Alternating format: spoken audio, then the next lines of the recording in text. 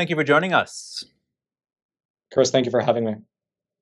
Roman, in this documentary, you're saying there's a global war on farmers. Tell us about this war. Well, it's kind of an interesting under the surface war because, you look out at vast farmland across America or Europe and you think, wow, that's pristine, that's very beautiful, it's very idyllic. But underneath the surface, governments around the world have been putting these very onerous regulations on farmers, which have been handcuffing them, all in the name of saving the planet. These green policies, they sound very good on paper. And when you hear about them on the media, they sound like they're the panacea to solve all of the world's problems. But in practice, they're having the effect of just handcuffing farmers. And in the instance of European farmers, they're kicking a large swath of them off the land. In Asia, they're making them essentially not be able to farm their land because they haven't been able to use fertilizer. And here in America, they're using various regulations that are on the books to slowly take more and more land from American farmers and ranchers. So it's that type of a war. It's like you can say it's sort of a cold war on farmers. Now, in the making of this film, you were on the ground talking with actual farmers. Can you share any stories of individual farmers that you heard while making this film? Yeah, one of the countries we first went to was the Netherlands because they were sort of the poster child for this farmer protest movement. And we drove around the country, and there's so many farmers who are feeling the effects of these policies that we literally just stopped at random farms that we came across, and almost all of them had stories to tell. This one farm was a sixth-generation farm, and they would have to curtail 95% of their dairy cows in order to meet the government standards. So if you think about it, if you have a large dairy farm operation and you have to get rid of 95% of your cows, for them that would be the equivalent of being left with 6 cows.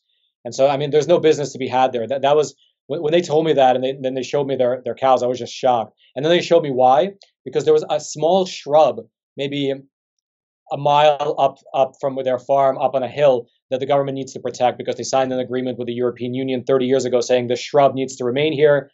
And apparently the nitrogen from the cows is deposited on the shrub for not allowing it to grow as well as it should. Whether that's actually the case or not is dubious, according to the scientists we spoke with. But that was just brutal because, I mean, they would have to pack up and just move, right? After 6 generations of farming on this land, it's brutal. And similar stories here in the U.S. as well. Now, Roman, the subtitle of your documentary is "Will You Eat the Bugs?" I personally will not be eating any bugs, but why did you choose that subtitle? Christopher, you think you're not going to be eating bugs. You think that right now. Someday you'll be looking at this clip thinking, man, was I mistaken when you're going to the store and the hamburger patty is $47 a pound, but the bugs, they're only $7 per pound. And so you're sort of forced to eat the bugs. The bug aspect of it was interesting, and it's not something I actually anticipated going into this project. When we were driving around, again, the Netherlands, we came across some farmers which were alluding to insect farm operations sprouting up. And they were saying that some of the farmers, because they were getting kicked off of their cattle ranches and dairy productions, they were moving into insect farming. And so we wound up calling a ton of these production sites. Very few of them actually were willing to talk to us. Even fewer were willing to actually show us their operations. One of the people was willing to show us their operations. But that's sort of the move, where it's like, in order to save the planet, the idea is that traditional agriculture, creates too many greenhouse gas emissions. Therefore, we have to curtail the farmers, shrink that sector. But what are people going to eat? Where's the protein going to come from for human civilization? Well, here come the rise of the insect farms. And it's happening. There's a large insect farm that's being built right now in America. It's going to go online in 2025. There's a huge one that was built recently in France. Recently, insects were approved by the European Health Commission as a safe food. And so the regulations are being opened up. And in the future, it really might be the case, if we keep going down this road, that meat will be a luxury item and insects will be the main source of protein. What are you hoping audiences take away from watching your documentary? I think my biggest takeaway for people is, well, twofold. One is I like to equip people with the facts and the knowledge and a language that they can use when they're speaking with people who are pushing forward these policies, which sound beautiful and they sound great on paper.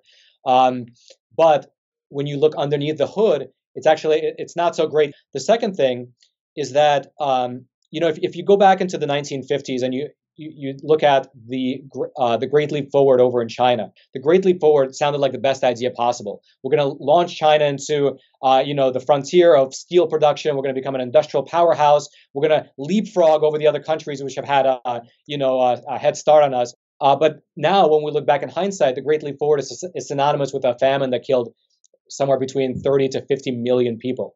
And so right now, what I fear is that we're in the middle of a green leap forward. I really want to avoid a situation where 100 years from now, we'll look back to this period and to the UN's Agenda 2030 and say, man, that was a rough famine that killed 1 billion people. But that we only know that in hindsight. So I'd like to just equip people with the facts to avoid a possible disaster. All right, Roman Balmakov, thank you for joining us. Thank you for having me.